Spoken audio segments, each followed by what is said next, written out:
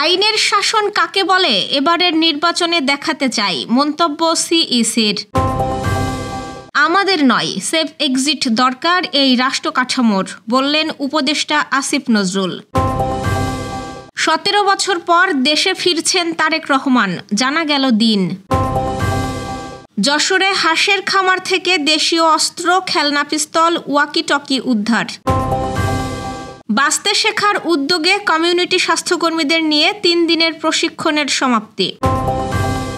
বিদেশি বিনিয়োগকারীদের সুখবর দিল মালয়েশিয়া। দর্শক, শুনছিলেন দিনের খবরের প্রধান প্রধান শিরোনাম, এবার বিস্তারিত।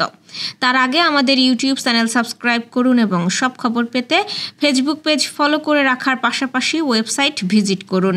আইনের শাসন কাকে বলে এবারের নির্বাচনে আমরা দেখাতে চাই বলে মন্তব্য করেছেন প্রধান নির্বাচন কমিশনার এএমএম নাসির উদ্দিন। আজ সকালে চট্টগ্রামে ভোট গ্রহণকারী কর্মকর্তাদের সঙ্গে নির্বাচন প্রক্রিয়া সংক্রান্ত কর্মশালায় তিনি এ মন্তব্য করেন। সিইসি বলেন, ভোট গ্রহণ কেন্দ্রে প্রিজাইডিং অফিসাররাই হবেন সেই কেন্দ্রের চিফ ইলেকশন অফিসার। আইন অনুযায়ী সব ধরনের ক্ষমতা প্রয়োগের দায়িত্ব তার ওপরই থাকবে। প্রয়োজনে ভোট কেন্দ্র স্থগিত করে আইন প্রয়োগ করতে হবে, তবে নিরপেক্ষতা বজায় রেখে সাহসের সঙ্গে দায়িত্ব পালন করতে হবে। আপনাকে ক্ষমতা দেওয়া হবে, আর সেই ক্ষমতা আপনি যদি প্রয়োজন মতো ব্যবহার না করেন তাহলে এটাকে আমরা ভালো চোখে দেখব না। ল অ্যান্ড অর্ডার কাকে বলে এবারের নির্বাচনে আমরা দেখাতে চাই। তিনি আরও বলেন, বাংলাদেশের নির্বাচনের সবচেয়ে বড় চ্যালেঞ্জ হলো নিরাপত্তা। প্রশাসনিক, আইনগত ও প্রযুক্তিগত নানা চ্যালেঞ্জ থাকলেও নিরাপত্তা ব্যবস্থাপনাই সবচেয়ে কঠিন বিষয়। এজন্য প্রশাসন ও আইন শৃঙ্খলা বাহিনীর মধ্যে সমন্বয় জোরদারের ওপর গুরুত্বারোপ করেন সিইসি।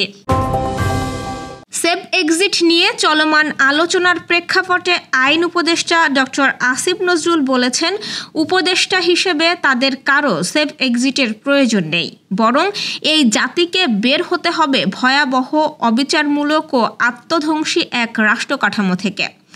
আজ ঢাকায় একটি হোটেলে অনুষ্ঠিত জাতীয় মানবাধিকার কমিশন অধ্যাদেশ 2025 বিষয়ক জাতীয় পরামর্শ সভায় এসব কথা বলেন তিনি। সভায় দেশের শীর্ষ আইনবিদ, উপদেষ্টা ও আন্তর্জাতিক সংস্থার প্রতিনিধিরা উপস্থিত ছিলেন। আসিফ নজরুল বলেন, সাম্প্রতিক সময়ে আমরা সেফ এক্সিট শব্দটি প্রায়ই শুনছি, কিন্তু আমি স্পষ্ট করে বলতে চাই, আমাদের মানে যারা উপদেষ্টা হিসেবে কাজ করছি তাদের কারোর কোনো সেফ এক্সিট প্রয়োজন নেই। আমরা নিশ্চিত আমরা কোনো অপরাধ করিনি। তবে তিনি মনে করেন যে রাষ্ট্রে বছরের পর বছর ধরে দুঃশাসন চলছে, বিচার বহির্ভূত হত্যাকাণ্ড ঘটছে, ব্যাংক থেকে টাকা লুট হয়ে যাচ্ছে এবং সাধারণ মানুষের সম্পদ হরণ করা হচ্ছে। সেই রাষ্ট্র ব্যবস্থা থেকে জাতির মুক্তি প্রয়োজন। তার ভাষায়, গত 55 বছরে আমরা যা দেখেছি সেটা ভয়াবহ। আমরা দেখেছি মানুষ মেরে ফেলা হচ্ছে কোনো বিচার ছাড়া, দেখেছি রাষ্ট্রীয় পর্যায়ে দুর্নীতি কিভাবে সাধারণ মানুষের জীবন বিপন্ন করছে। এই অসুস্থ রাষ্ট্র কাঠামো থেকে জাতিরই সেফ এক্সিট দরকার। বিএনপির ভারপ্রাপ্ত চেয়ারম্যান তারেক রহমান 17 বছরের নির্বাসন শেষে আগামী নভেম্বরে দেশে ফিরতে পারেন বলে দলীয় সূত্রে জানা গেছে। বিএনপি নেতাদের কয়েকজন উপদেষ্টা ও ঢাকায় অবস্থানরত কূটনীতিকরা বিষয়টি নিশ্চিত করেছেন বলে একাধিক গণমাধ্যম জানিয়েছে। ইত্তেফাকের এক সংবাদে জানানো হয়েছে, তারেকের ঘনিষ্ঠ এক উপদেষ্টা বলেছেন, অনেক যদি কিন্তুর পর এখন স্পষ্ট যে আমাদের নেতা নভেম্বরের মাঝামাঝি দেশে ফিরতে চান। নভেম্বরের 10 থেকে 20 তারিখের মধ্যে তিনি ঢাকার উদ্দেশ্যে লন্ডন ছাড়তে পারেন। দলীয় সূত্র জানিয়েছে, তিনি লন্ডনের হিথ্রো বিমানবন্দর থেকে একটি বাণিজ্যিক ফ্লাইটে যাত্রা করবেন। যাত্রার আগে ওমরা পালনের জন্য সৌদি আরবে যেতে পারেন। গত কয়েক মাসে তারেক রহমান লন্ডনে 2 প্রভাবশালী কূটনীতিকের সঙ্গে সাক্ষাৎ করেছেন। তাদের একজন ছিলেন যুক্তরাষ্ট্রের ভারপ্রাপ্ত রাষ্ট্রদূত ট্রেসি এন জ্যাকবসন, যেখানে তিনি দেশে ফেরার ইচ্ছা পুনর্ব্যক্ত করেন। বিএনপি মহাসচিব মির্জা ফখরুল ইসলাম আলমগীরও সম্প্রতি বলেছেন, তারেক রহমান শিগগিরই দেশে ফিরবেন, তবে চূড়ান্ত তারিখ এখনও নির্ধারণ হয়নি। দলীয় সূত্র জানিয়েছে, যুক্তরাজ্যে বাংলাদেশ হাই কমিশনের মাধ্যমে ট্রাভেল পাস ইস্যু সহ সব প্রক্রিয়া চলছে। তারেক রহমান বর্তমানে ইনডেফিনিট লিভ টু রিমেইন স্ট্যাটাসে যুক্তরাজ্যে বসবাস করছেন। যশোরের ঝিকরগাছার কাউরিয়া আউলিয়াপাড়ায় একটি হাঁসের খামারে অভিযান চালিয়ে বিপুল পরিমাণ দেশীয় অস্ত্র ও বিভিন্ন সরঞ্জাম উদ্ধার করেছে যশোর জেলা পুলিশ। একই সঙ্গে নানা অপরাধে জড়িত থাকার অভিযোগে 3 জনকে আটক করা হয়েছে। আটককৃতরা হলেন ঝিকরগাছার কাউরিয়া মুন্সিপাড়ার মাহবুবুর রহমান, পারবাজার গ্রামের জাসিবুল ইসলাম হাসিব এবং মনিরামপুর উপজেলার ঝাপা পশ্চিম পাড়ার ইউনুস আলী। যশোরের অতিরিক্ত পুলিশ সুপার আবুল বাশারের নেতৃত্বে শুক্রবার সন্ধ্যা 7টা থেকে রাত 10:30 পর্যন্ত এই অভিযান পরিচালিত হয়। দীর্ঘ অভিযানে ডিবি পুলিশের বিশেষ টিম ও ঝিকরগাছা থানা পুলিশ অংশ নেয়। অভিযানে হাসুয়া, রামদা, কুড়াল, চাইনিজ কুড়াল, ওয়াকিটকি, খেলনা পিস্তল, করাত, মদের বোতল, ওজন মাপা স্কেল, সিসি ক্যামেরা, পুলিশের ব্যবহৃত পোশাক সহ আরও অন্যান্য সরঞ্জামাদি উদ্ধার করা হয়। স্থানীয়রা জানিয়েছেন, দীর্ঘদিন ধরেই হাঁসের ফার্ম ও মাছের ঘেরে অপরিচিতদের যাতায়াত ছিল।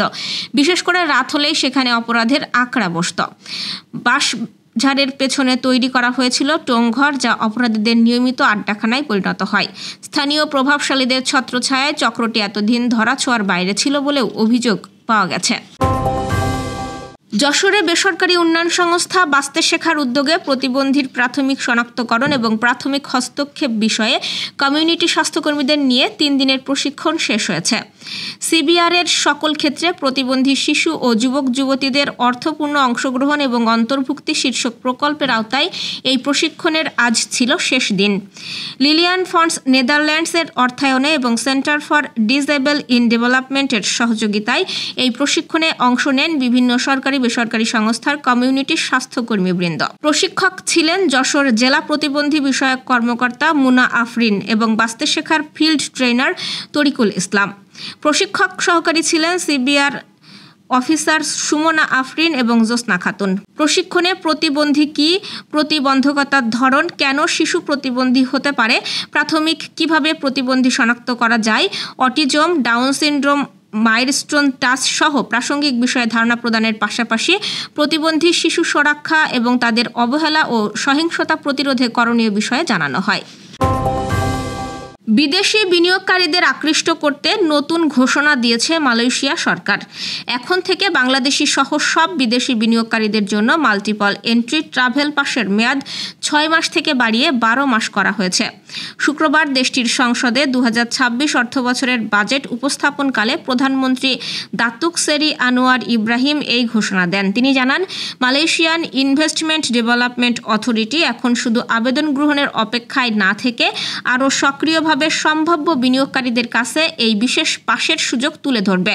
বিশেষ করে ইলেকট্রনিক ও বৈদ্যুতিক শিল্পে বিনিয়োগে আগ্রহী বহুজাতিক কোম্পানির ওপর জোর দেওয়া হবে। এছাড়াও প্রধানমন্ত্রী জানান, resident pass talent fast track scheme চালু থাকবে আগের মতোই। এই স্কিমের আওতায় বিদেশি বিনিয়োগকারীরা তাদের আনা দক্ষ পেশাজীবীদের 3 বছর পর্যন্ত এমপ্লয়মেন্ট পাস ছাড়াই মালয়েশিয়ায় কাজ করার সুযোগ দিতে পারবেন। দর্শক, এই ছিল দুপুরের আয়োজন। রাতের খবর দেখার আমন্ত্রণ রইল। সেই সঙ্গে এতক্ষণ সাথে থাকার জন্য ধন্যবাদ।